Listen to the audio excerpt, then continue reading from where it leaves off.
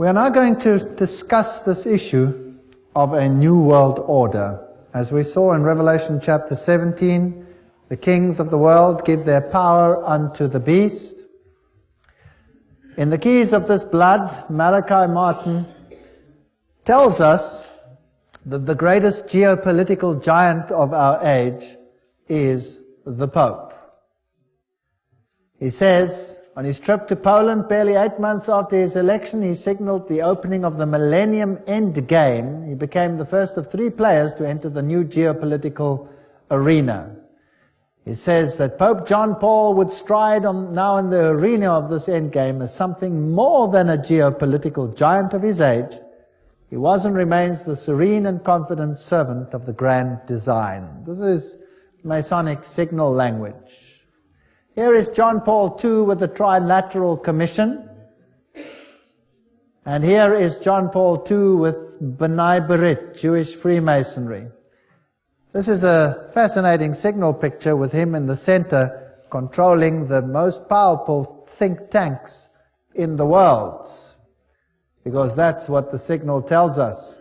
We saw in Revelation chapter 17 already some pictures of the powers of the world giving themselves over to the papacy. Lech Walesa being honored for his work with the host in public. The Bush-Gorbachev summit in Malta, George Bush referred to as a gateway to the millennium of freedom, and it was heralded as the building of a new world. It is a big idea, a new world order, where diverse nations are drawn together in common cause. Only the United States has both the moral standing and the means to back it up. So they want to create this new world order. Revelation chapter 13 said that the beast that comes up out of the earth would be the power that did it. Bush confirms that for us. By 1990, a peace prize went to Gorbachev for losing his country. A man of the decade he became, and the old symbols, which are Masonic symbols of the East German Empire, were removed. The communist emblem leaves. Pretoria News, August 20, 1999, summit meeting with 63 countries about neoliberalism, and Fidel Castro gives a Masonic signal. Here he is with the papacy. All these so-called countries that are against what the establishment stands for are only against in the sense that they are playing the game of Hegelianism. Thesis, antithesis. But behind the scenes, they all belong to the same club. Let's just verify that. Fidel was significantly influenced by Jesuit father Armando Lorente and Alberto de Castro. De Castro admired Fancro. Fidel was very active in a Jesuit organization similar to the Boy Scouts, the Explorers. Wherever totalitarian movement erupts, whether communist or Nazi, a Jesuit can be found in the role of advisor or leader. In Cuba, it was Castro's father Armando Lorente. So forget about the idea that Cuba was anti-pope. A Jesuit was behind the scenes. They were playing the game of thesis, antithesis. When tyrants fall in Romania and Panama and all these countries, these tyrants were put in place to create a system of fear and chaos, and then they are removed and the people are happy to give up their civil liberties. We've already seen this video here of the Pope who receives honor from Bill Clinton for his role in ending the communist empire. 2,400 of his faithful here to welcome him. He's waving to the crowd.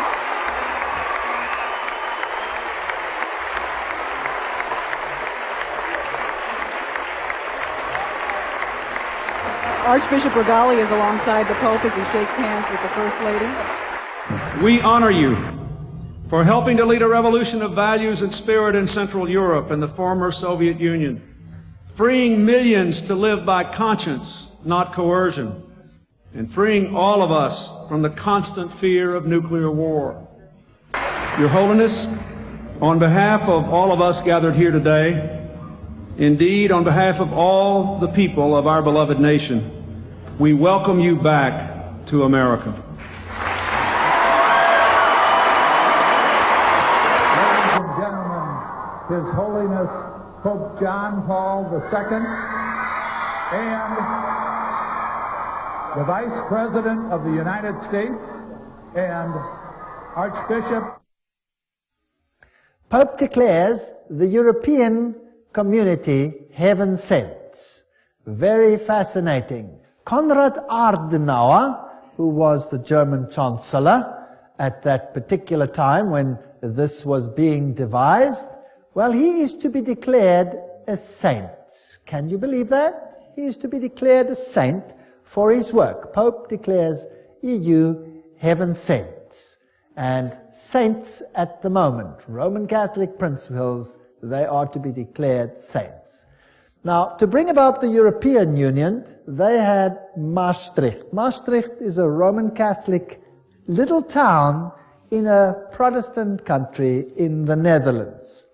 And the symbolism there was very interesting. The 12 stars, they represent also the 12 stars that you have in the book of Revelation, which they apply to Mary rather than to the woman in white. It is also fascinating that the European Union issued a poster which was posted all over Europe where they had the Tower of Babel under construction. Can you see that? This was posted all over Europe, and the stars were upside down representing the goat of Mendes. This is Satanism. This is the new Tower of Babel. And the high French politicians said, we are building a new Babel, which they emphasized with this poster, and this time we will succeed. The new parliament of the European community is built like the Tower of Babel. In fact, it has a plaque on the inside or a poster which says precisely this. And it has these scaffolding to give the appearance that it is under construction. This is rather arrogant. This is the new European identity card, and if you look at it at the back and you turn it upside down, what do you see? You see the goat of Mendes. The horns are slightly modified to give another symbolism of the seat of the earth, but the inner facial features of the goat are very clearly discernible, and what these mean over here, I would rather not say. If we look at the high politicians of Europe, those that played the role in all of this, they are Masonic. That is a Masonic handshake between Schröder and Kohl, signifying the new Mason is taking over where the old Mason is leaving. So just as we saw that Kerry is a Skull and Bones member in America now, and the present president is a Skull and Bones member, it doesn't matter which one is going to win. So here too, Mason replaces Mason. Fingering the system, they're all showing that they are all part of the same system. When the Soviet Union fell, the new emblem that it adopted was this one, the double-headed eagle. Could you guess why? Well, the double-headed eagle is the symbol of Freemasonry, and it obviously shows who is in control. The queens, the kings of the world, as we have seen, all of them are high Masons and subject to the Roman pontiff. And Islam, we did a whole lecture to show the intrigue of the Islamic religion and the Catholic religion, that behind the scenes, controlled by the secret societies, they have one aim, and one aim alone, subject to Rome. So what is all this war about with Islam? Who are these people who are pulling the strings in the world? And why are people being rubbed up between them? From the rock stars of the world, the Bonos of the world, to the political leaders of the world, everyone seems to be bowing down to the papal Caesar. from the east to the west. The Islamic world is currently being set up as the synthesis in the religious world, pitted against the Judeo-Christian culture as the antithesis, and then out of this must come a synthesis, where all of them will unite. This is a website. There is the actual website underneath. And this one, I believe, fairly accurately says who's who in the zoo. Adam Weishaupt, Astor, Pike, Carnegie, DuPont, Harriman, Bertrand Russell, Ted Kennedy. These are the Illuminatis of yesteryear and today. George W. Bush, of course, he's a Skull and Bones member. That's a sub-organization of Chapter 322 of a German organization, the Illuminati, therefore. Bundy, Habsburg, Freeman, Teng Hui, Hillary Clinton, Alan Greenspan, Rockefeller, Rothschild, Wahlberg. These are the bankers in the system, the negotiators, Lord Carrington, Jimmy Carter, Henry Kissinger, Lord David Owen, Richard Holbrooke. These are 33 degree Freemasons, or Knights of Malta, or Bilderbergers, Committee of 300. They all belong to the same club. If we look at Franklin D. Roosevelt, Cecil Rhodes, Engels, all of these, Trotsky, Stalin, Marx, Hoover, all of their affiliations, Grand Orient Lodge, for example, Grand Orient Lodge, Lenin was Grand Orient Lodge, Truman 33 degree, Willy Brandt 33 degree, Winston Churchill. We've seen many of these before. Helmut Kohl, Committee of 300, Francois Mitterrand, 33 degree Freemason. He is not alive anymore. Yitzhak Rabin, Yasser Arafat, 33 degree Freemason. These are fascinating details. Shimon Peres, Ronald Reagan, George Bush, Gerald Ford.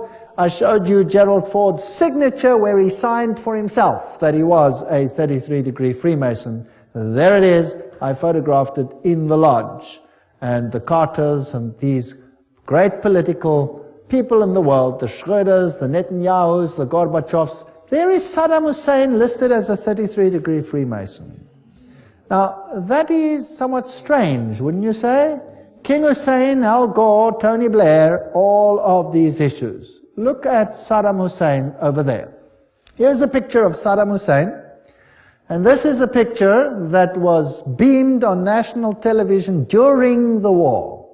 During the war, of what he looked like. Now, they also said at that stage that they weren't sure whether this was pre-taped. That means it could have been pre-taped before the war even took place, because if they are insiders, they would know who's who and what is going to happen.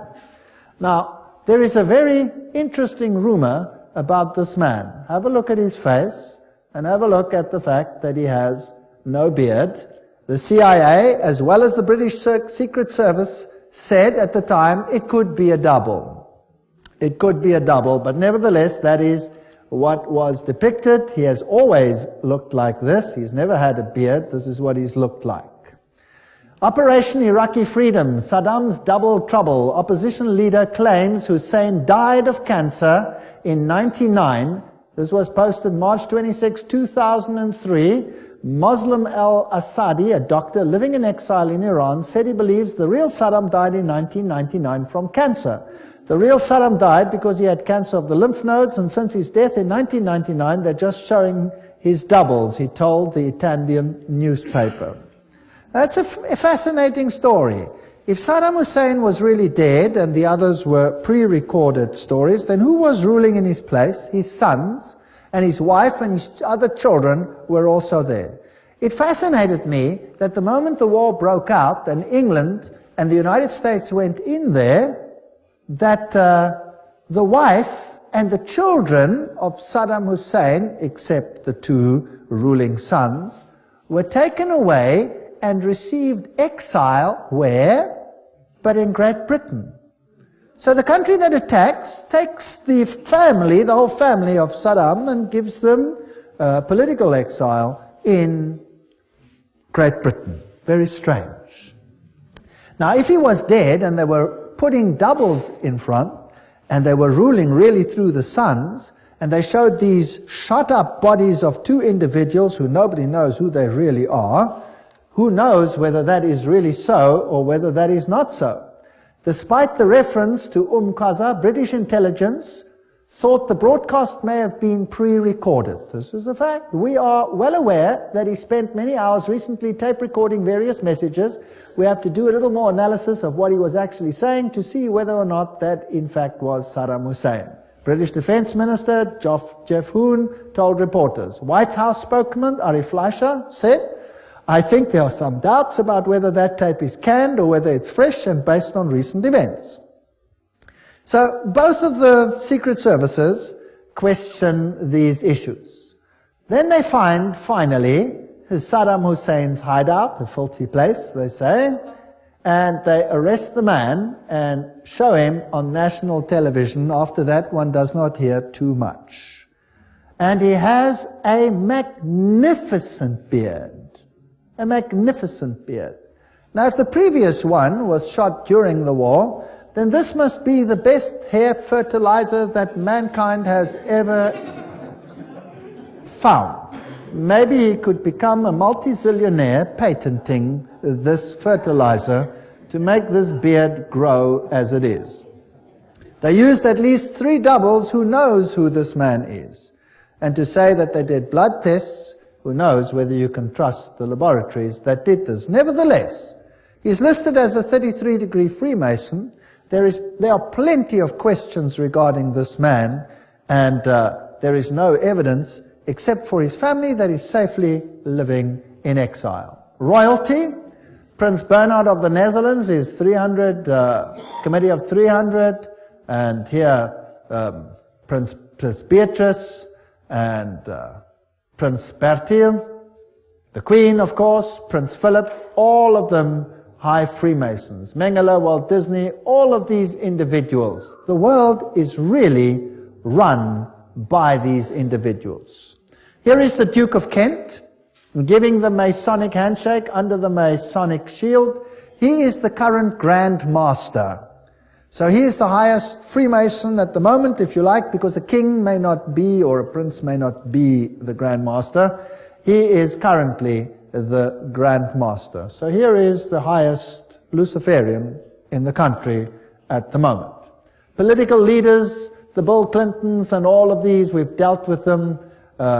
We don't have to go through all of them again. The Jesse Helms, the Goldwaters, the Al Gores, and all of these individuals. And I've put the pages up there, and there are many, many books that substantiate all of these names. So just about everybody who is important in the world, everybody who runs in the political sphere is involved in these clandestine operations. We saw in the lecture on Revelation chapter 17 and 13 how there would be a holy alliance and how the United States would eventually become the powerhouse for propagating a new world order. Gorbachev's summit in Malta, referred to as the gateway to the millennium of freedom, as you will remember, and the initiative came for this great movement into a new world order. Now, let us have a look at this video where George Bush has something to say on this issue. Where institutions of freedom have lain dormant, the United Nations can offer them new life. These institutions play a crucial role in our quest for a new world order. An order in which no nation must surrender one iota of its own sovereignty, an order characterized by the rule of law rather than the resort to force. So he says all the nations don't have to give up one iota of their sovereignty, but we want them all in a new world order. Basically, that is what he said, out of the horse's mouth. And then this terrible incident took place. And, well, there were many, many deaths. A very strange incident.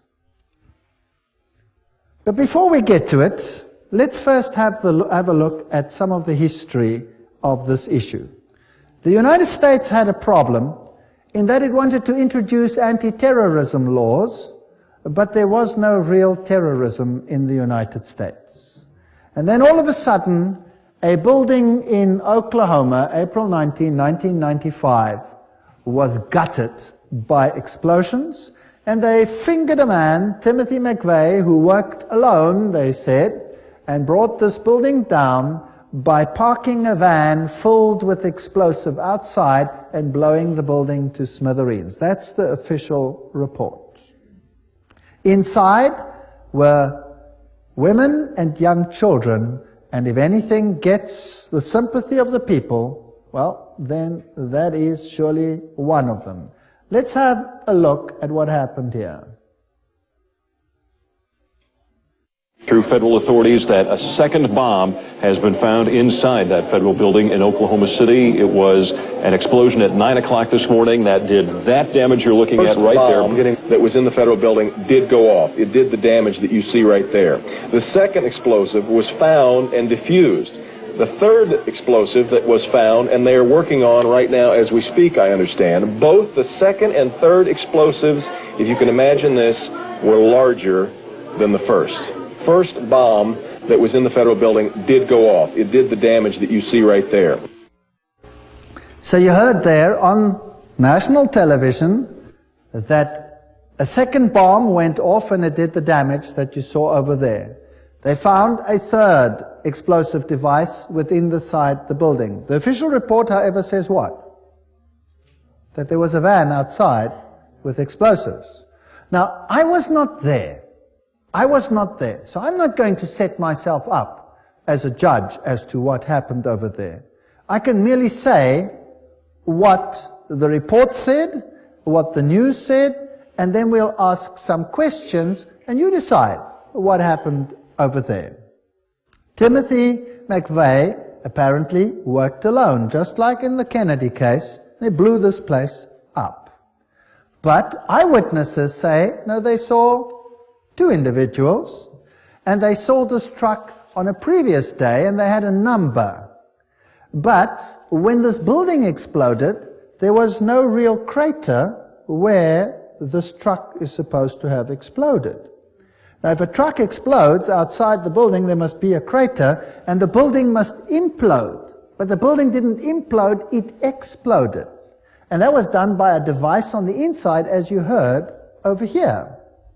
So now, to fit the case and to say it was a truck, the people said, well, surely if it was a truck, then there must be some parts left of that truck. I mean, an explosion doesn't just get rid of every piece of a truck. It might be in smithereens, but there should be a piece of an engine block or something like that.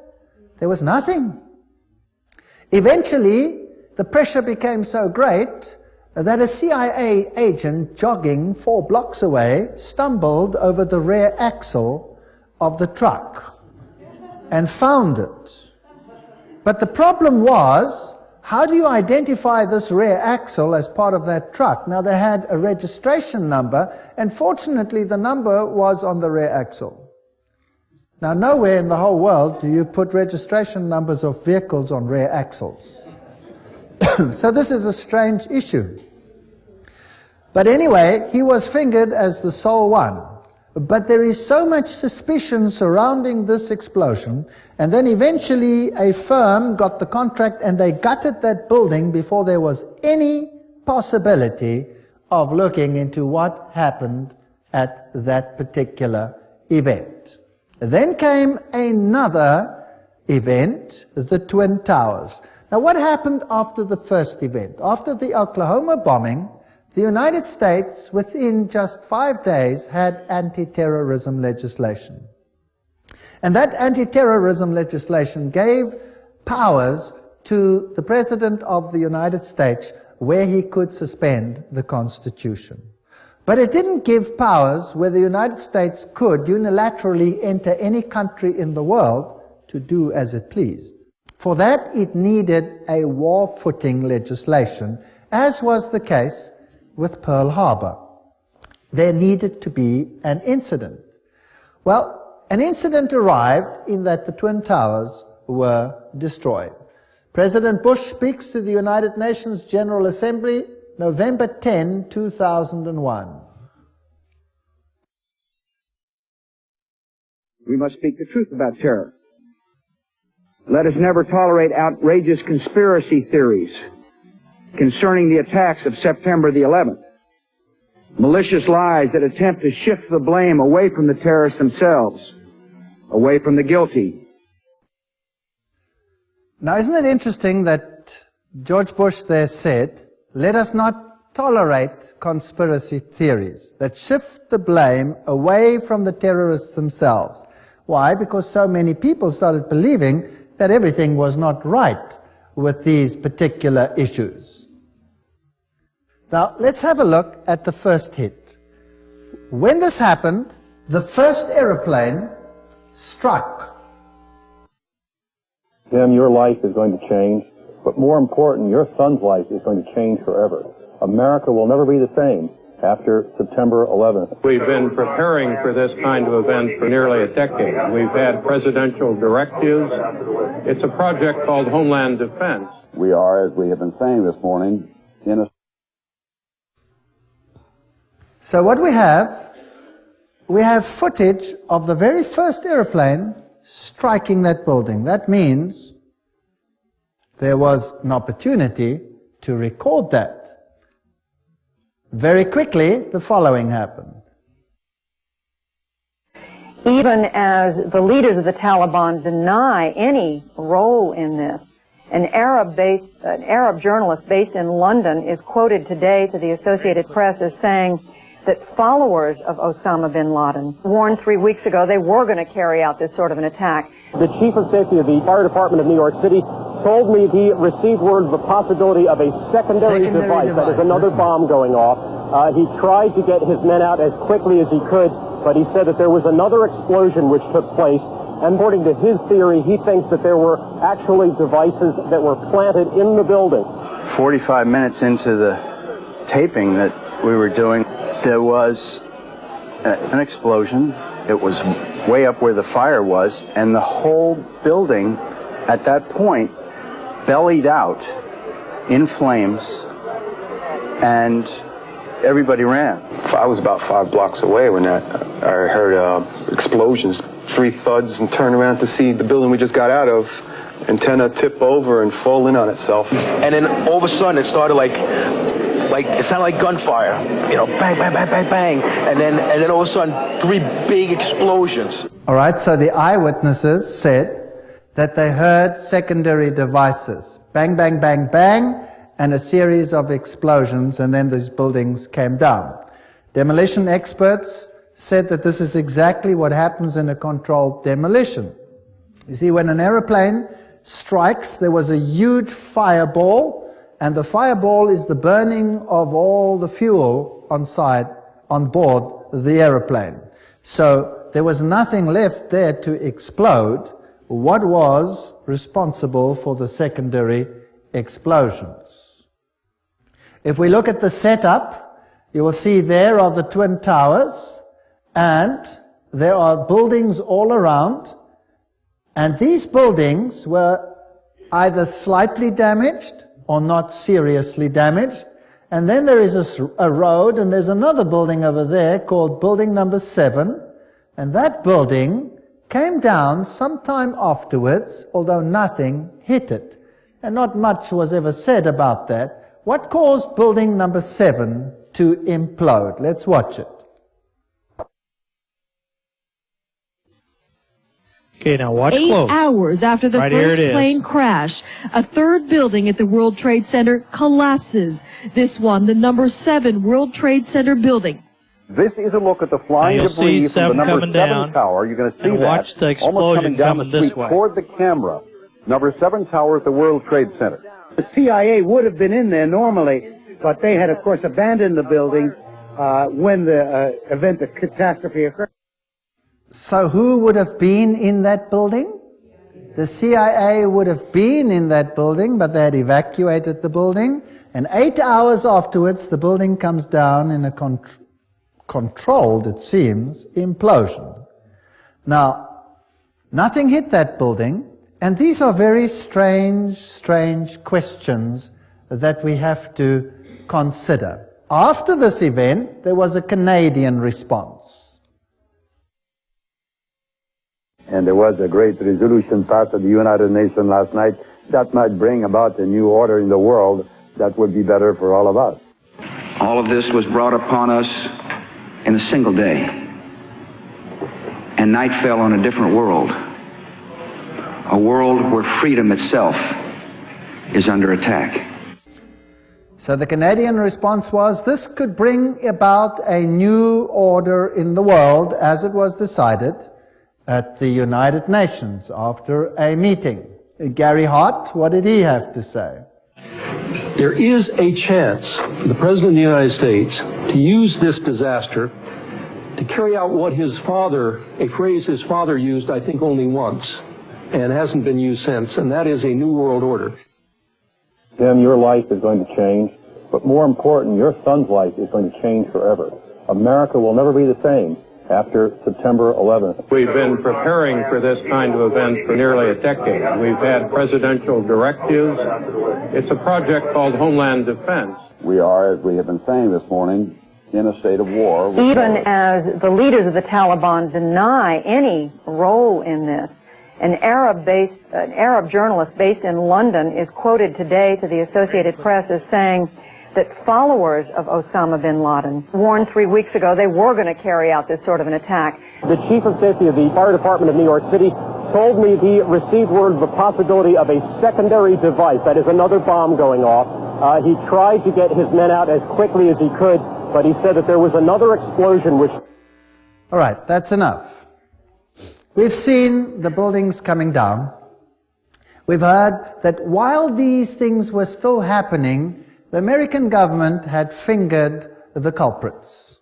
A bunch of terrorists, naming their names, about 25 of them altogether, and the whole plot had been resolved by the end of the events that unfolded that day. An amazing piece of detective work after the event, while it was even happening. Now, again, let me say, I was not there. So let me tell you what has transpired and what people have said about these issues in the world, what has been published and what is fact that cannot be disputed. And then I don't make a judgment because I wasn't there. You make the judgment based on the facts. This is the story. They say the terrorists were of Arab extraction, and they mentioned the names of the passengers on these aeroplanes, which were United Airlines aeroplanes. And the mastermind behind the scene is a man by the name of Atta, who is fingered as the one who received instruction on how to fly an aeroplane. Well, when they released the names, immediately there was a hue and cry from the Arab countries because 5 of the terrorists, supposed terrorists, mentioned that they were very much alive and well and couldn't have been on the plane. Right? Very important. They were alive and well and couldn't have been on the plane. How did they know that Atta was the mastermind? You see, on his way to the airport, he had just happened to leave his documents in the taxi that was transporting him. So they had his documentation. Which terrorist would leave his documentation behind? That is the one question. The next point that is very interesting is that they have evidence that he was the man because he wrote a suicide note. This is all fact. This is all published fact, what I'm saying now. I'm not making this up. This is all referenced. This is a fact. You decide the rest for yourself. Now, he wrote a suicide note. And this suicide note, he then placed within his suitcase. And then he handed in the suitcase, as we normally do when we go onto the aeroplane. Now, which person would write a suicide note that was going to be destroyed in an aeroplane crash? Does that make any sense? So the fact of the matter is they have a suicide note. But now the question is, if he handed in his suitcase to be put on top inside the plane, how come they have the suicide note? Well, just by chance, this is the one suitcase they forgot to put on the plane. And that is how they have his note. How do they know there were Arab terrorists in there? Because a passport. Nothing else survived that plane crash, but a passport fell out, and it happened to be a burnt-out passport, which still could identify one of the terrorists. This is very circumstantial.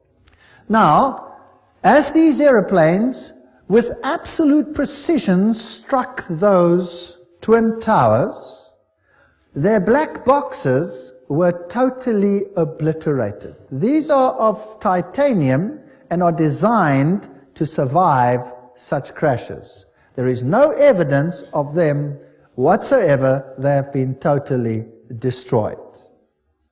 So we have a very strange situation. What hit building number 7? Nothing hit it, but it came down in like fashion. And there is plenty of evidence that there were possibly secondary devices in the buildings, as you heard from the commentators themselves. So, what about the infrastructure of the aeroplanes? Well, there are certain parts lying there, so there was definitely a situation where those planes hit that particular building, because you have wheels and all kinds of components of the aeroplanes surviving. Even those crashes, with those tremendous explosions, there were parts of these aircrafts everywhere. Every time an aeroplane crashes, there are huge pieces of fuselage and etc. which remain, and they sometimes can fit all these things together, and that was also the case at the Twin Towers. 3 days before those buildings came down, 3 days before, the shares in the airlines had been sold at a turnover such as had not existed ever before. And certain banks bought these. So somebody might have been tipped off that something was going on. And then a very interesting case, there was a man in your country, in Canada, who happened to be in prison. And they had caught him in a gambling situation, and they imprisoned him, and he said, "Let me go, I am clandestinely working for the CIA. I'm an agent, I was investigating money laundering, etc., etc., etc." And they would not let him go. Then he gave the names of his contacts at the CIA, and the CIA was probably embarrassed because of this situation and denied knowledge of it, and he was very angry because he felt he had been stabbed in the back. And this very often happens in this industry. And so he wrote a letter before the September 11 attack outlining some events that were going to take place, and he mentioned that aircraft were going to fly into the Twin Towers and into the Pentagon.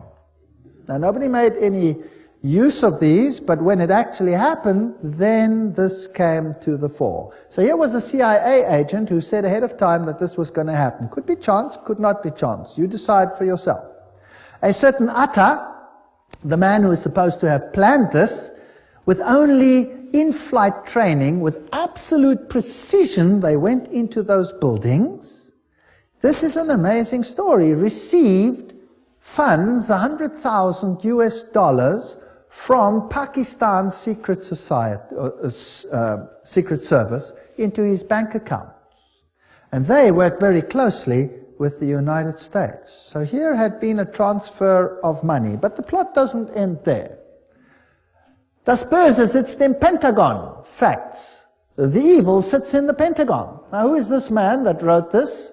This is the political scientist Thierry Meyssan from France, and he has some very interesting to say.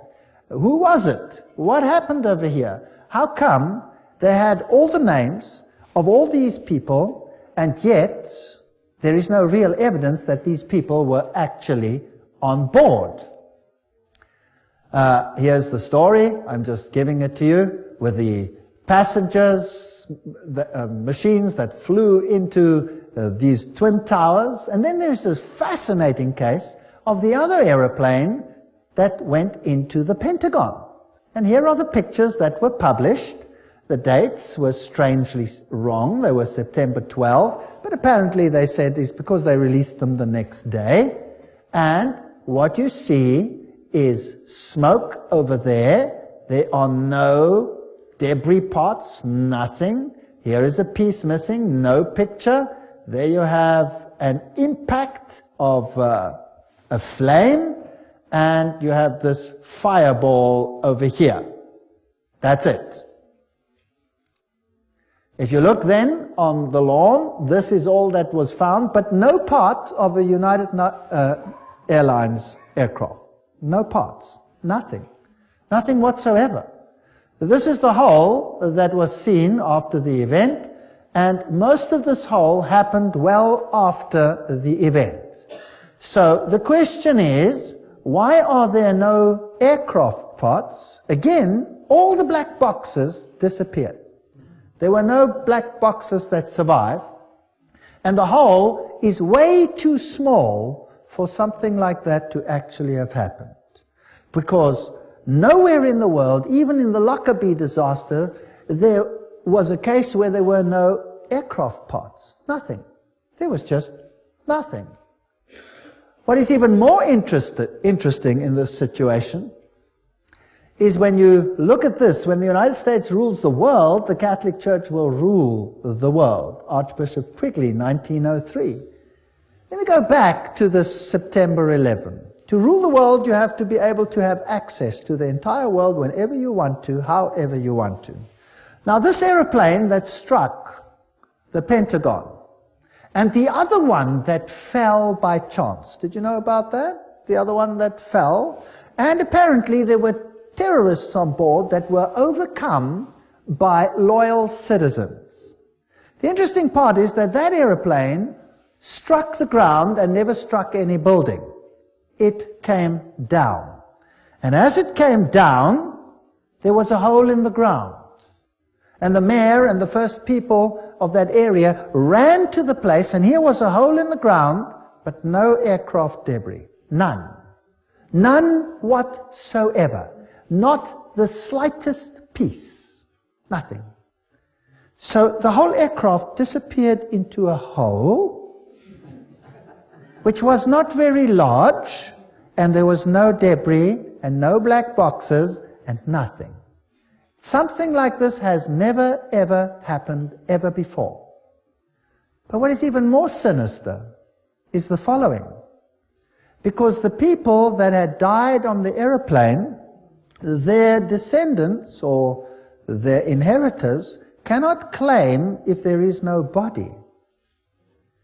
But in the investigation, they identified every single human body with their blood group and body parts that were given to all the family.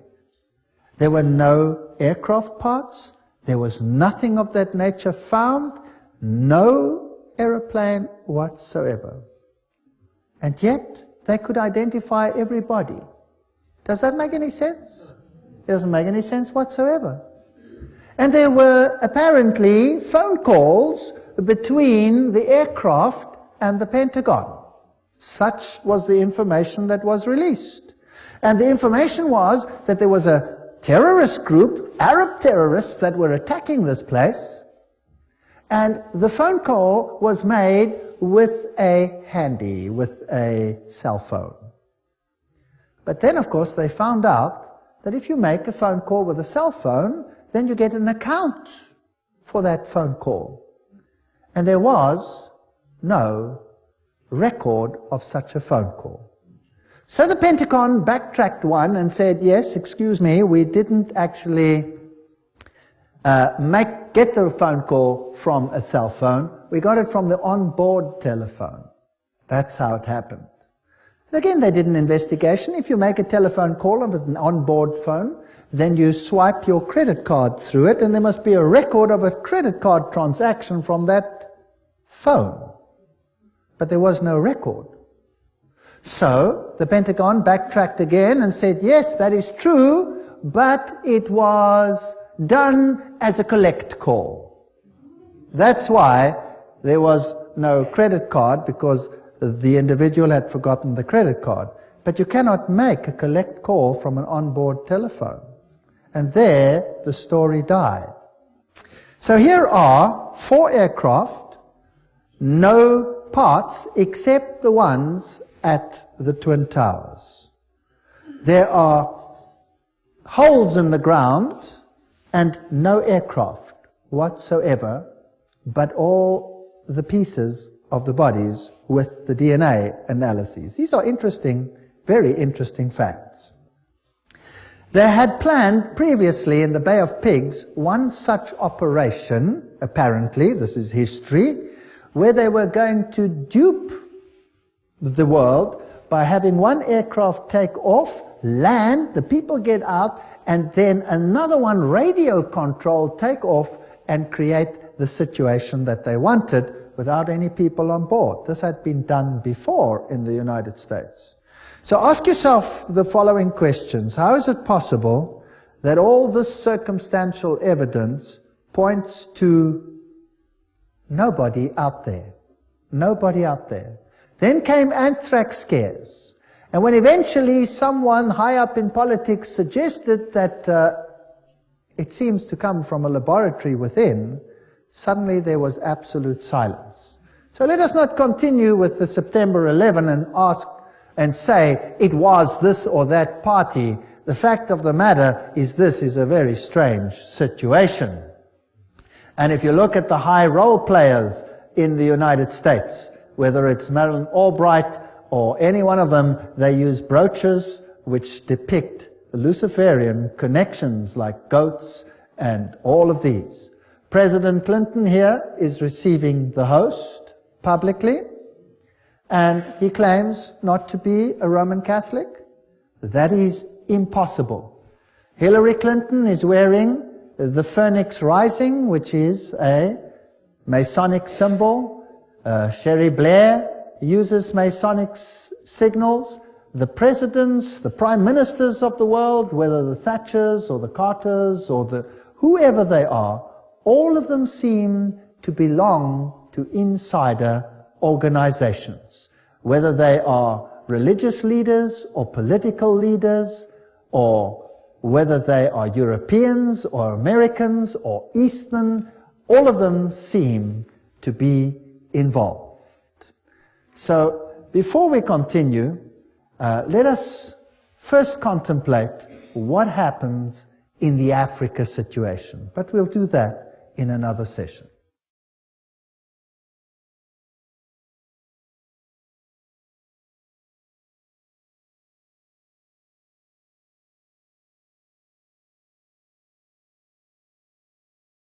If we look at Africa and Rome, this will give us an idea of what the New World Order is going to be all about.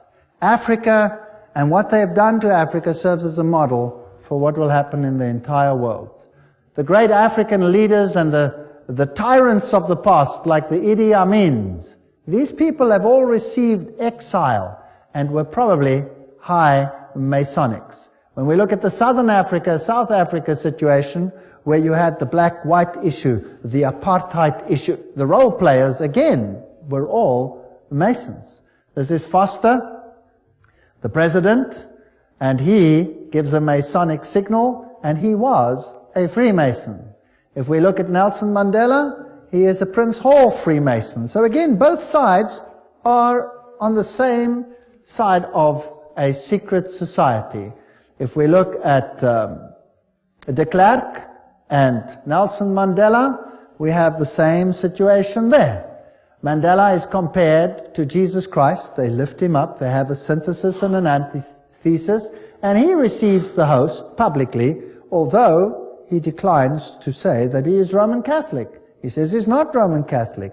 Now, Roman Catholic canon law states that you cannot receive the host if you are not a Roman Catholic. So these people are really something else. Here he has a Hindu marriage with the widow of Samora Machel. Now, Samora Machel is another story, and his anti-Christian statements are historic. He also had a Jewish wedding at the same ceremony, and a Muslim, showing that all religions are one with him. The new political face is totally Masonic, and in 1992 already it was known that Mugabe of Zimbabwe was going to take the farms away from the people that lived there. This is before he started doing this. They had already said it. Mugabe is going to take white farms very soon. It was in 1992. Today, this is a fact. Der Spiegel published, Die Deutschen müssen raus, the Germans must get out, all whites must get out. Here's a cartoon of Kissinger pointing to the fact that the whites must get out of Africa. Here is the current president of South Africa, Mbeki, and Mugabe. They are hand in hand on this issue. He refuses to rebuke Mugabe for taking the farms by force. In South Africa itself, 4,000 farmers at least have died and have been killed as they have been driven off their land. Nobody hears about these things in the world. Zimbabwe lies in ruins. But what do we find here? A tremendous building going up. And what is it called? The Jesuit province of Zimbabwe. So the Jesuits are totally in control in that country. Jesuit School of Philosophy and the Humanities, brand new buildings, while a country lies in ruins. They're preparing for a final order. And all the black leaders are in the same level as all the European and American leaders. They all belong to the same club. Now, what is this new world order? Here is the new South African coat of arms, where you can see the phoenix rising out of the ashes, the crown of Mitra with the 7 rays. All the symbolism points to the same thing. I'm going to run you through the new economic order of the New World Order. And these are now quotes from Roman Catholic sources themselves. And I would like to tell you that you haven't experienced anything yet. Waiting to come to you. And I can tell you what it feels like because I have experienced it. If you ever want to read an interesting book, read Ecclesiastical Megalomania, but I'll be quoting from encyclicals and all these things. According to canon law, the control of all property of the Roman Church state belongs to the Pope, its supreme emperor. Everything I say will have a quote now. Everything is substantiated by either a papal encyclical or any one of these. Now, communism took all property away and made it the state's property. Capitalism says the property belongs to the individual and nobody has the right to take it away. Now, if that is thesis and antithesis, then something in between is what we will want. So the Pope condemned communism, but he also condemns capitalism. The New World Order will be something in between in the name of fairness. So let us have a look at these issues. The economic thought of the Roman Catholic Church, private property. Thomas Aquinas wrote no treatise on economics, but his thinking based on that of Aristotle is foundational for understanding the economic thought of the Roman Catholic Church. Every time there is a quote. Now, what did Thomas Aquinas say? Roman Catholic economic thought is developed by the popes in their encyclicals and by the Roman Church state councils, has been a contributor to 1. Feudalism, guild socialism in Europe during the Middle Ages, fascism in Italy, Spain, Portugal, Nazism in Germany in the 20th century, interventionism and redistributive state in the West, including the United States in the 20th century, and liberation theology in Latin America and Africa in the 20th century. What does this mean? Thomas Aquinas said, the possession of all things in common is natural law. Thomas wrote, the possession of all things in common and use of universal freedom are said to be of the natural law, because to wit the distinction of possessions and slavery were not brought in by nature, but devised by human reason for the benefit of human life. Now what does all that mean? It simply means property is for common good. You may own it, but it is for common good. The community of goods, wrote Thomas, is ascribed to natural law Not that the natural law dictates that all things should be possessed in common and that nothing should be possessed as one's own. So you may possess things, yes.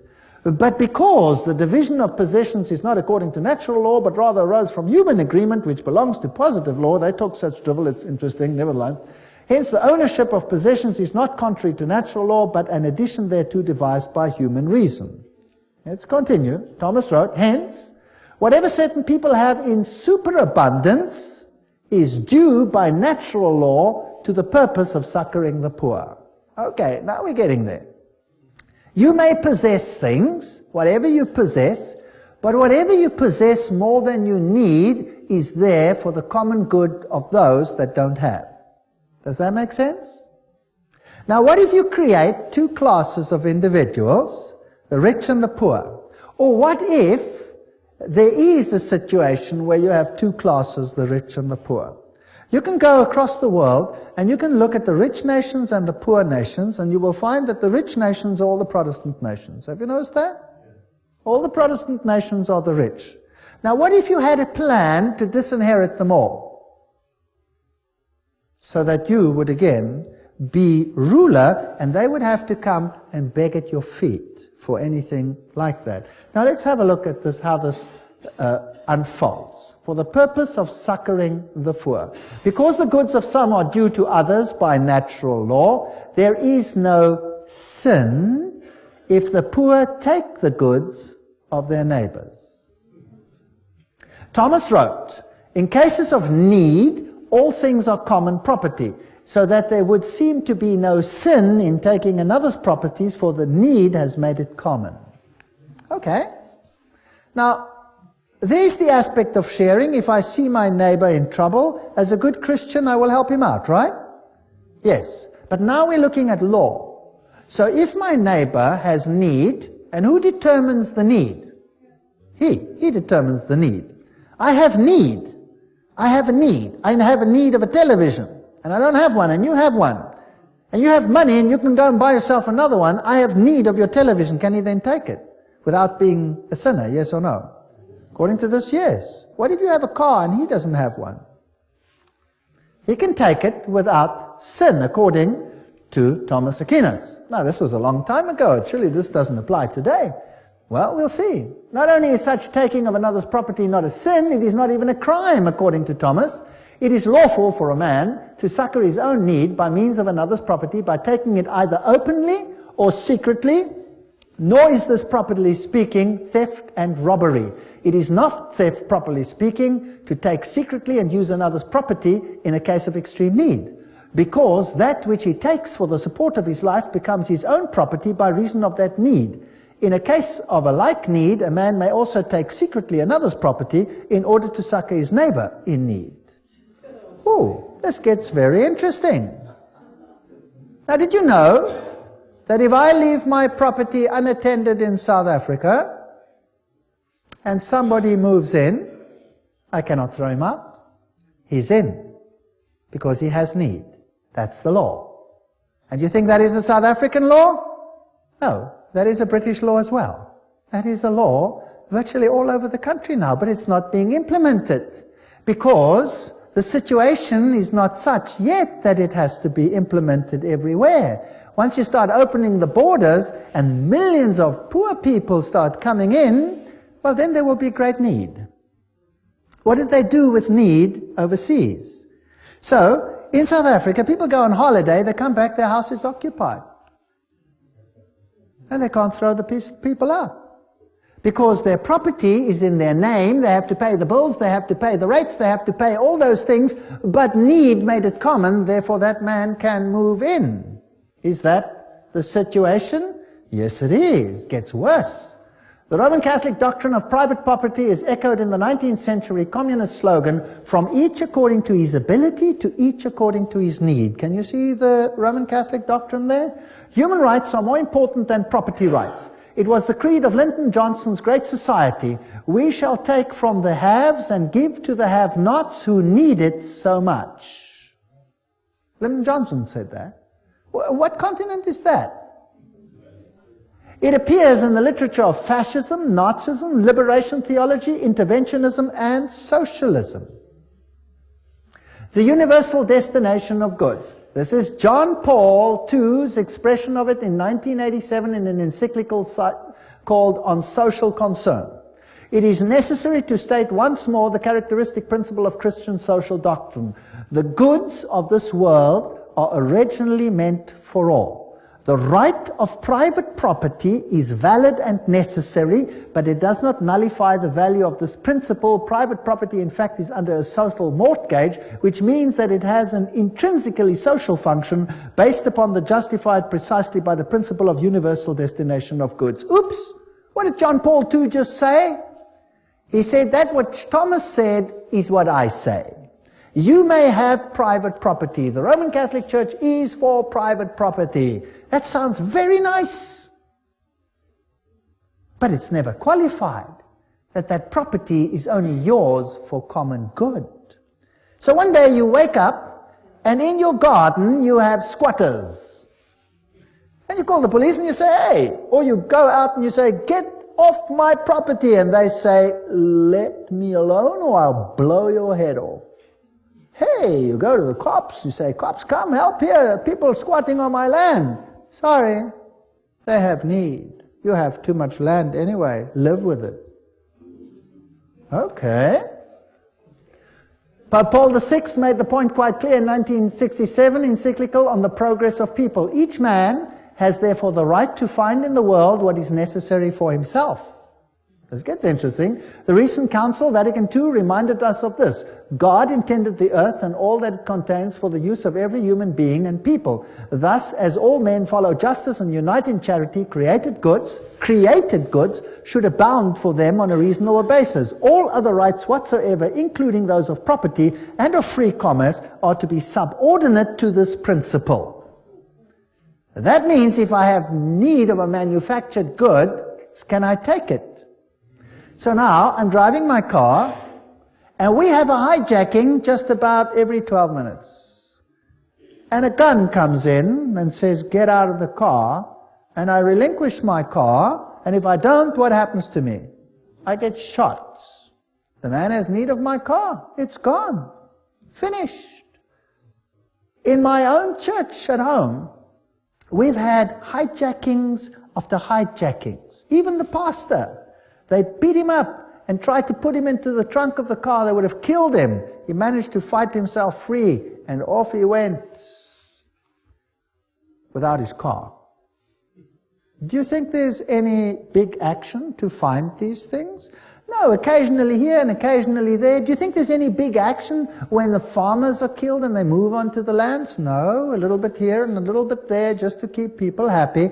But basically nothing is done, and the police hands are cut off. The law says that. There's nothing you can do. The other day, two cyclists were traveling along when they were hijacked by 5 gunmen demanding their bikes. So they took out, they were armed because they expect this is becoming like the Wild West, and they defended themselves, injured one, and got away. And guess what? The 2 cyclists are in jail. Yes, serving a sentence for injuring someone without need. They could have given them the bicycles. That would have solved the problem. You see how the law has turned upside down? Gaudium et Spes, the Vatican II Constitution, Pope Paul quoted, explains at greater length. If one is in extreme necessity, he has the right to procure for himself what he needs out of the riches of others. Now, who defines necessity? Since there are so many people prostrate with hunger in the world, the Sacred Council urges all, both individuals and governments, to remember the aphorism of the Fathers. Feed the man dying of hunger, because if you have not fed him, you have killed him. Therefore, because private property is immoral, all men, individuals and governments have the moral obligation to redistribute goods held unjustly by property owners. Have you heard of redistribution of goods lately? Have you heard of it many times lately? Yes, there is going to be a redistribution. All goods includes not just goods found in nature, but manufactured goods as well. John Paul II declared that all men must have access to those goods, quote, which are intended for common use, both the goods of nature and manufactured goods. I own nothing. Only on paper do I own anything. The state rules supreme. My life soon could be a misery. So if you are attached to your homes here in Canada, and this is the basis for the New World Order, if you are attached to your cars and your televisions and all these things, loosen yourself. Because soon they will be redistributed, and there will be nothing that the white or black or pink Protestant can do about it. And if some other suffers in the way, that is fair enough. The ends justifies the means. The redistribution will go as it should be. Rerum novarum. Who's heard of Rerum novarum? This is the papal encyclical that was issued, that is being quoted to this day, Pope John's. And to this day, all of them make reference to this, including Pope John Paul II, says this is this encyclical that forms the basis of the New World Order. Well, I thought it's important to study it. One of the Roman Church State's most influential statesmen on economic matters is the encyclical Rerum Novarum on the condition of the working classes. The Roman Church State allied herself with the proletariat, which in Marxism is the great and final enemy of the capitalist order. Pius writing declared that Rerum Novarum, however, stood out in this, that it laid down for all mankind unerring rules for the right solution of difficult problems of human solidarity called the social question. Now, let's see. By far the most notable evidence of this social teaching and action which the Church has set forth through the centuries, undoubtedly, is the encyclical Rerum Novarum, issued 70 years ago. The norms and recommendations contained therein were so momentous that their memory will never fall into oblivion. John, Mater e Magistra, the papacy speaking. Pope Pius told us that the encyclical Rerum Novarum was instrumental in ending laissez-faire capitalism in the 20th century by ushering in an era of effective interference by the government. Have you got this? Let's see how it ends up. Rerum Novarum was the voice of moral authority needed to ensure the development of effective interference by all governments in the 20th century. How many governments? All. Pius wrote, "It is not surprising, therefore, that under the teaching and guidance of the Church, many learned priests and laymen earnestly devoted themselves to problems of elaborating social and economic science in according with the condition of our age. Under the guidance and light of Leo's encyclical, Rerum Novarum was thus involved a truly Christian social science, which continues to be fostered and enriched daily. Tireless labors, all these people, labors, now note carefully, of those picked men whom we have named the auxiliaries of the Church." So everybody working in the secret societies, the Opus Dei, the Mites of Malta, the Knights of Columbus, all of these people working, those picked men, to bring this about. Nor were there the only blessings which followed from the encyclical. The doctrine of Rerum Novarum began little by little to penetrate amongst those who, being outside Catholic unity, do not recognize the authority of the Church. And these Catholic principles of sociology gradually became the part of the intellectual heritage of the whole human race. Where are we going? I'd like to know. Thus too we rejoice that the Catholic truths proclaimed so vigorously by our illustrious predecessor are advanced and advocated not merely in non-Catholic books and journals, but frequently in legislative assemblies and in courts of justice. Those picked men whom we have named the auxiliaries of the Church who have been instrumental. This is John Robbins writing. Who are they? Under fascism, property owners may keep their property titles and deeds, but the use of their property is, as Leo wrote, common. Fascism is a form of socialism that retains the forms and trappings of capitalism, but not its substance. This is basically what it boils down to. When we speak of reform of institutions, the state becomes chiefly to mind, not as if universal well-being were to be expected from its activities. And what is the state going to do in all of this? The experiment with economic freedom, Pius wrote, must end. And economic life must again be subjected to planning and government. Who wants to control your economic life? Government. John Paul II wrote in his Solicitudo Re Socialis on social concern, it is necessary to state once more the characteristic principle of Christian social doctrine. The goods of this world are meant for all. Private property is under social mortgage. These are the things which will be controlled. He wrote, a faithful echo of the centuries-old tradition of the Church regarding the universal purpose of good. In today's world, wrote the Pope, we are faced with a serious problem of unequal distribution of the means of subsistence originally meant for everybody. Then came liberation theology, and Pius wrote an encyclical on atheistic communism, an age like ours, where unusual misery has resulted. Who created the misery? They created it so that they can create the solution which they want. So, in Africa, they elevate a few and suppress the masses. Then they turn it around and they create the situation that they want. They create communism, they create the chaos. Out of the chaos, they create the social order which they want. So the second reign of terror was supported by the papacy. Father Camilo Terres, who was shot in 1966, declared, the Catholic who is not a revolutionary is living in mortal sin. Pope John Paul II wrote in 1968, the Church does not hesitate to defend fearlessly the just and noble cause of human rights and to support courageous reforms leading to a better distribution of goods, including earthly goods such as education, health service, housing, and so forth. Now we come to human rights. What did we read about in the French Revolution? What's going to be the standard of the world? Human rights. You have a right to property. You have a right to anything that you have need of. We are convinced that the theology of liberation is not only timely, but useful and necessary. That's what the Pope says, not me. This is his words directly. John Paul II, letter to Brazilian bishops.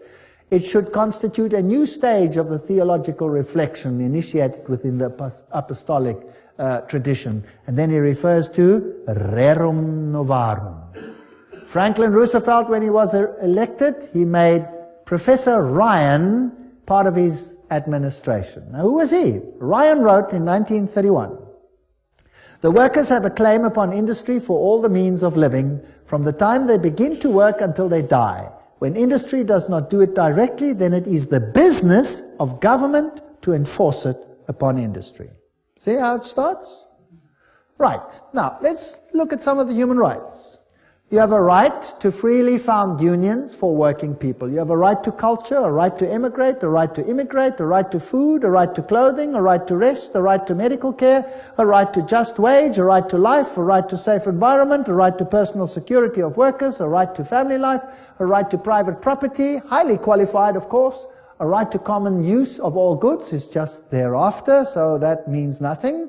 A right to work, a right to pension, a right to old age, insurance, a right to association, a right to security, a right to integrity, a right to social services, a right to strike, a right to choose a state of life freely, a right to found a family, a right to education, employment, good reputation, respect, appropriate information, a right to the upright, blah, blah, blah, protection of privacy, right to rightful freedom, professional training, quality, right to adequate health care. Oh, it's laborious.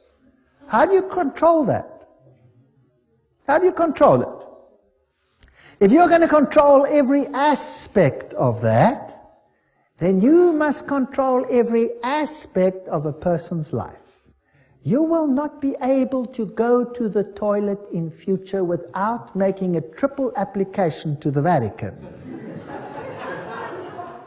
They're going to control every single aspect of your lives. That's what they're going to control.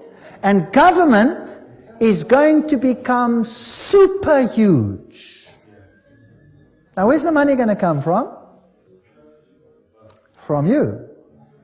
Now, when the money comes from you, what then happens to your wealth? it gets less and less and less and less. That means the middle class will disappear. How many classes under Catholicism in the Middle Ages? 2. There was a feudal class, the Goyim, and there was the upper class who controlled everything. Now, if we take employment, in my country, employment was running at almost 50%. In Germany, it was running at point-something percent. And then it went up to 2, 3, 5, 10, 20%. Now unemployment is rife in Europe. Why? Because all the East Bloc countries are now being incorporated into Europe, and there must be redistribution of wealth. And so it's coming down, down, down, down, down. The recent surveys don't ask where you live. They say, how many rooms have you got? How many people live there? How many this? How many that? When did they do that, and in what country? In communism. And what happened if your house was bigger than your need? The one who had the need got it. But who has to pay for it? You, because you own it. It's even worse now than in communism, right? So they came to our country. Now you have to register in each individual location. And you may not vote outside your location, so that you have your location attached to your name. And then they came to my house and they said, they want to know, what is my religion? I said, I'm a Christian. They said, which denomination are you? I said, it's none of your business. They said, it is my business. Which denomination are you? I said, it's none of your business. How many rooms have you got? I said, enough. We want to know exactly how many rooms you have. I said, I have enough. But we want to know exactly. It's got nothing to do with you. Why do you want to know exactly? I could have another one next week, or I could put a wall in and I could have 2, right? So none of your business. You get into big trouble if you answer questions like that. You're not supposed to do that. Therefore, there must be made available to all men everything necessary for leading a life truly human. Did you know that living a life truly human is the Catholic acronym for salvation? And I will prove this to you in a future lecture, where they say to be saved means to live a life truly human. That means the kingdom of God for Catholicism is the kingdom of Catholicism ruling the world on this earth and giving everyone the capacity to live a life truly human. That means enough to take care of your basic needs and nothing else. Do you like the New World Order? Do you like it? Do you know what? The Bible calls him the man of sin. Now, there's another word for the redistribution of wealth, and I've given it to you already. What is it? It's called theft. That's right. The Bible says, thou shalt not steal. That means thou shalt not take from one who has and give it to someone else. That's called theft. That's breaking the commandments of God. Is that correct? Yes. We will see that this system of human rights breaks every single commandment of God as we go along. When God distributed land to Israel, how was it distributed? As an eternal inheritance. It was your land. Ahab wanted Naboth's vineyard. And Naboth said to him, I will not sin against the Lord my God, because this land has been given to me as an eternal inheritance and to my children. God gives each one a piece that is his. They take it and distribute it according to need, but you pay the bill. Fascinating. The complex circumstance of our day makes it necessary for public authority to intervene more often in social, economic, and cultural matters. The Second Vatican Council. That's what it said. So they're going to intervene at every level of your life. Lob von Gorbatschow für den Papst. Gorbatschow praises the Pope, and he says the Pope is right in his demand for a new world order. In 1991, the San Francisco Chronicle already said Pope calls for a new world order. Albert Einstein says, Mankind's desire for peace can be realized only by the creation of a world government. With all my heart, I believe that the world's present system of sovereign nations can only lead to barbarism, war, and inhumanity, and that only law can assure progress towards a civilized, peaceful humanity. Interesting statement, Albert Einstein. What did he also state? He says, there is no salvation for civilization or even the human race other than to creation of a world government. That was Albert Einstein. What did Hugh Tunt, former Secretary General of the United Nations, say? He said, world federalists hold before us the vision of a unified mankind living in peace under a just world order. The heart of their program, a world under law, is realistic and attainable. What did Mortimer Adler say? World peace is impossible without world government. Winston Churchill. These are big names. I'm not talking about small fry. The creation of an authoritative world order is the ultimate aim towards which we must strive. Charles de Gaulle, nations must unite in a world government or perish. How do you do that? How about creating so much conflict that everybody will be willing to give up their sovereignty? Do you know what?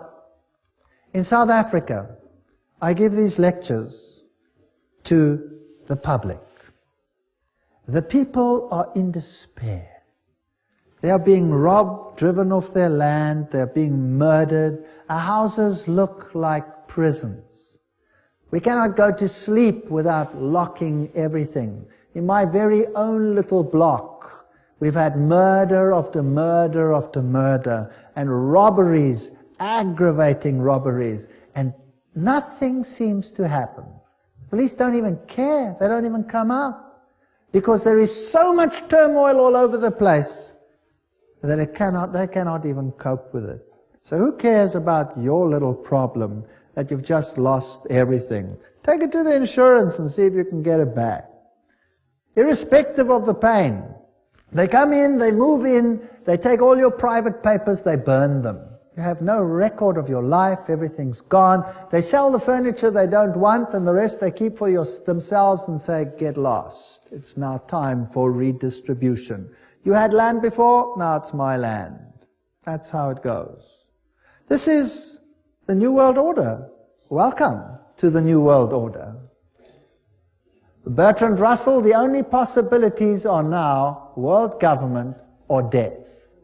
The Humanist Manifesto, too, urges us to move towards the building of a world community. Robert Miller, former Assistant Secretary General of the United Nations, said, we must move as quickly as possible to a one-world government, a one-world religion under a one-world leader. I wonder who that is going to be. These are big, big names that I'm putting on the screen. These aren't speculators here and there. I'm often accused for speculating. Well, the biggest speculators are these people themselves. And what about this man? We saw how peace and unity was to come about. It was great. A great feeling of excitement, of peace, unity, of love. Peace, love, and unity. Unity. Yes. Unity? Yes. All nations will come and worship before you, Lord, and worship before you,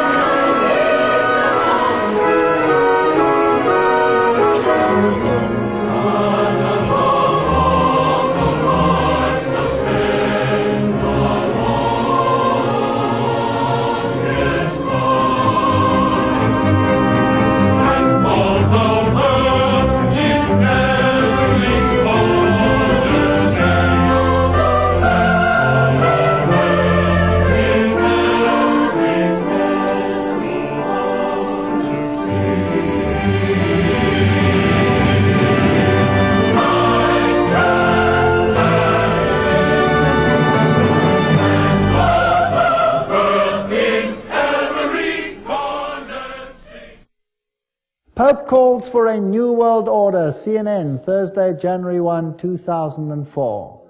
He made his whole New Year's speech revolve around the new world order. I want to tell you today that the new world order is intended not just to unite the nations which God had separated, that's one aspect, but to eradicate Protestantism of the face of the earth. And particularly that form of Protestantism which refuses to bow to the papal Caesar. That form of Protestantism will have to go.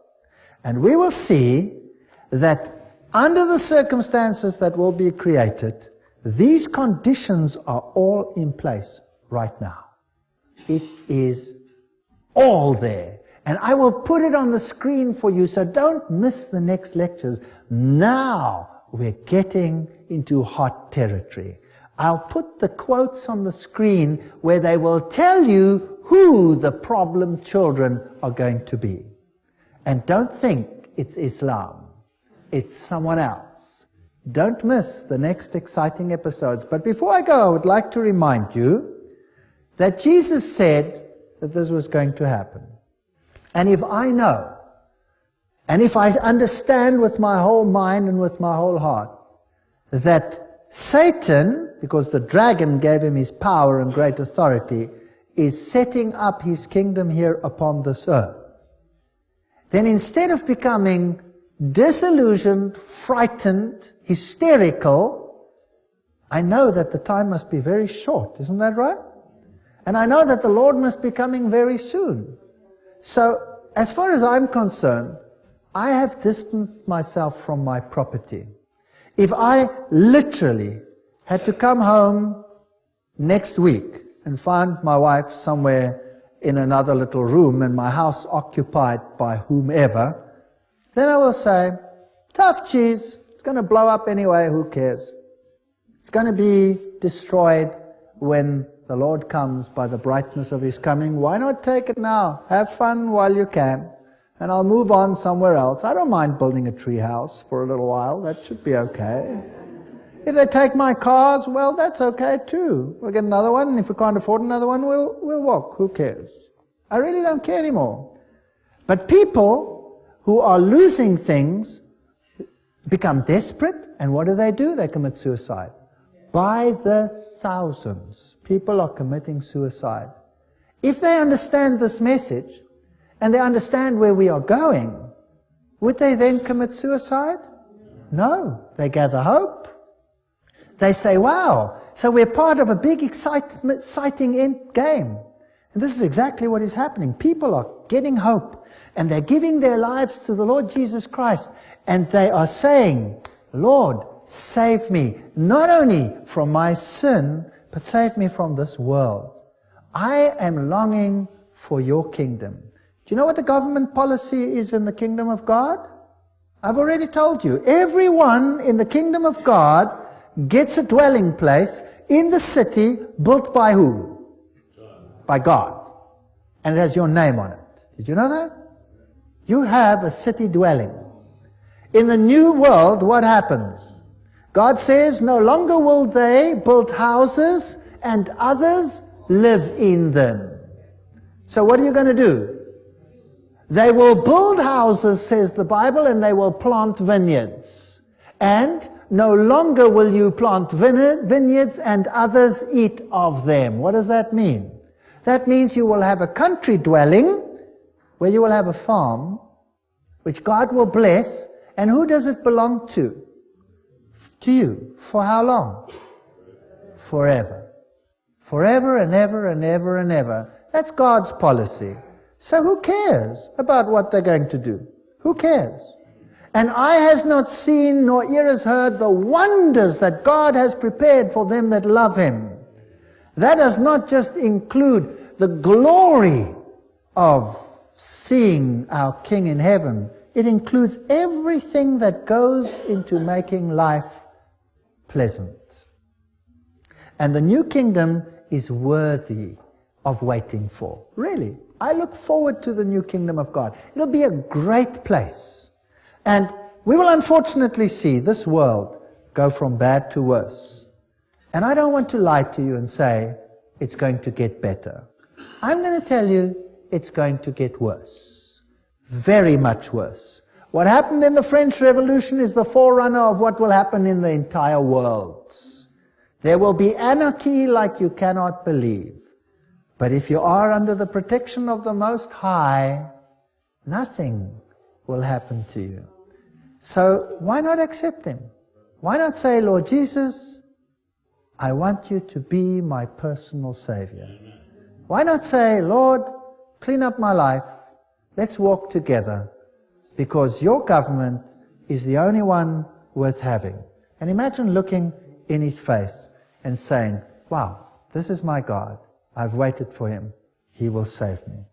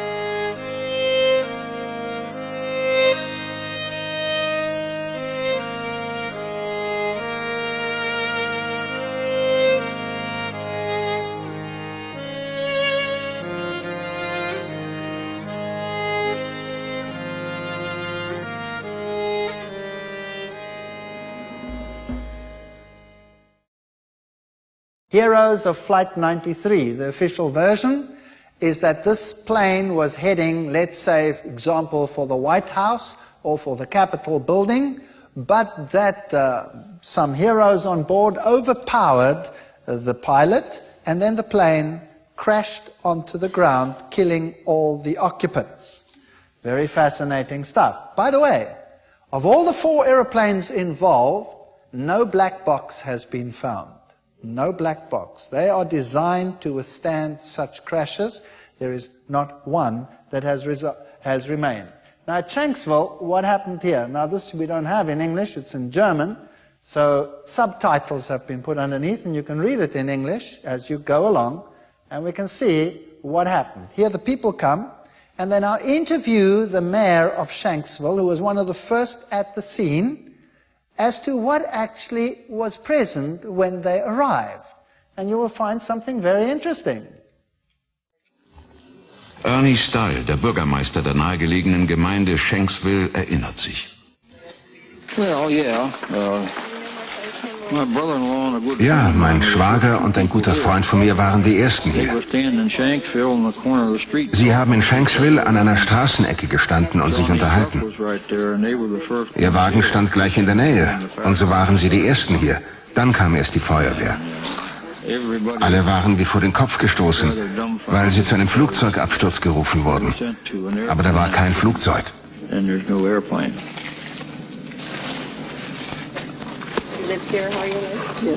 Kein Flugzeug.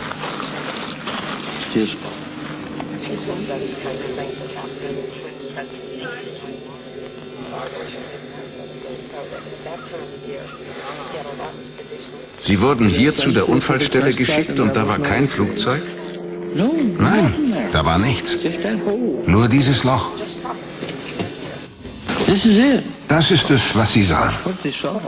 Ich dachte immer, das sei die Absturzstelle. Das ist sie, aber da ist nichts zu sehen. Das Flugzeug hat sich total zerlegt. Puff. Es krachte auf den Boden und löste sich auf. Vollkommen. Sage.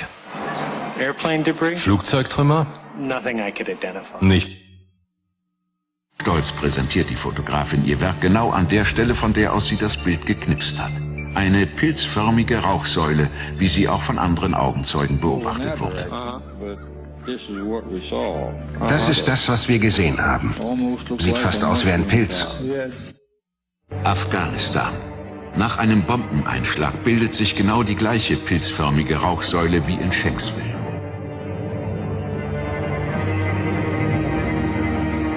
War es doch eine Bombe oder eine Rakete?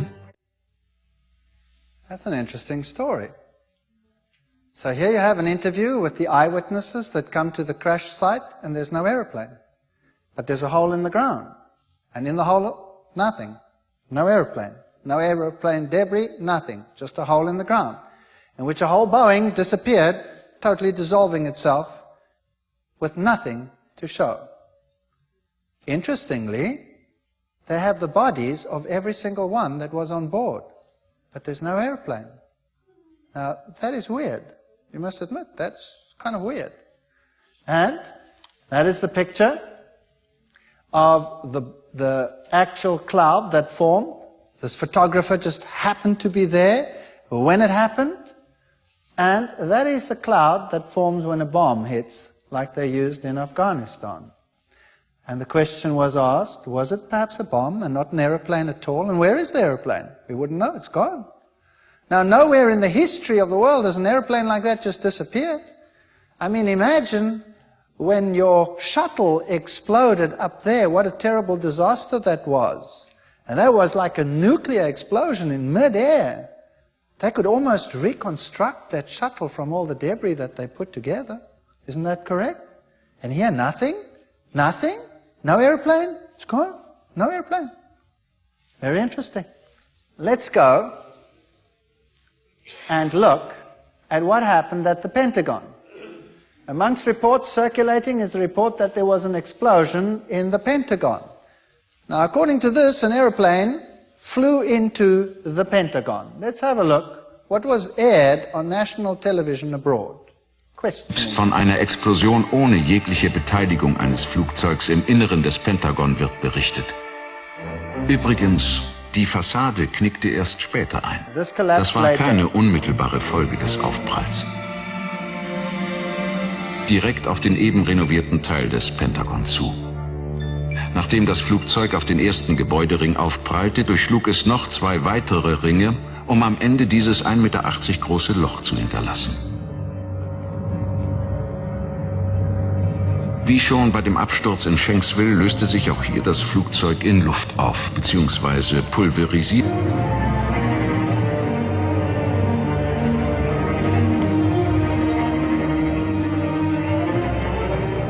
Auch nicht im Inneren des Gebäudes. Dafür nichtssagende Details. Eine Uhr, ein verkohltes Telefon, verrußte Räume. Einrichtungsgegenstände.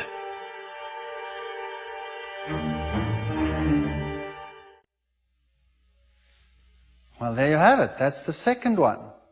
Here comes an airplane, crashes into the Pentagon, goes through a hole, leaves a hole 1.8 meters wide. A whole airplane leaves a hole 1.8 meters wide. The rest of it collapsed later inside the building. No airplane debris. It's completely dissolved, gone. But there are clocks and there are telephones and furniture. They seem to have survived. Nothing else. No engine block, no nothing survived.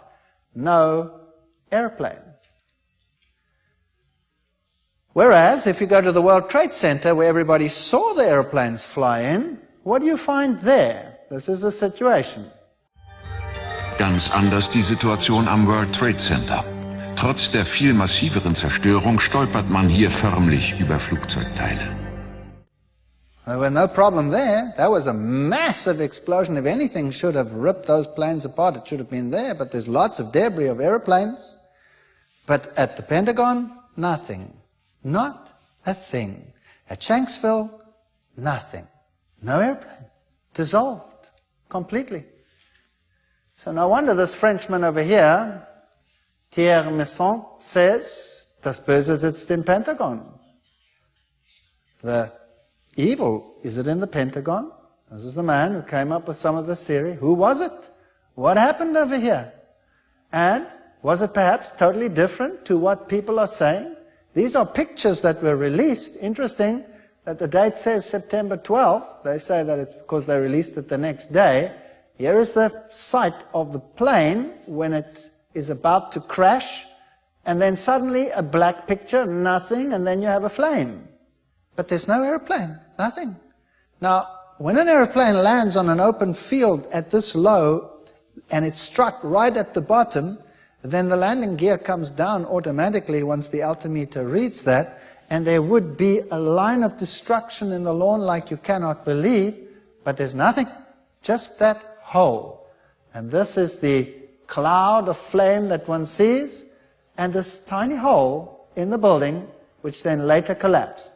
Any debris that you see lying outside has nothing to do with the Boeing, has nothing to do with an airplane. So there's no debris from an airplane at all. Gone. The fact of the matter is that immediately after these events, the power was granted to act internationally. And you had massive legislation, homeland response, all of these things came in. Now, I'm not saying who it was, I'm not saying what transpired, I'm just giving you the facts as they were, and you decide whether the official version is okay with you.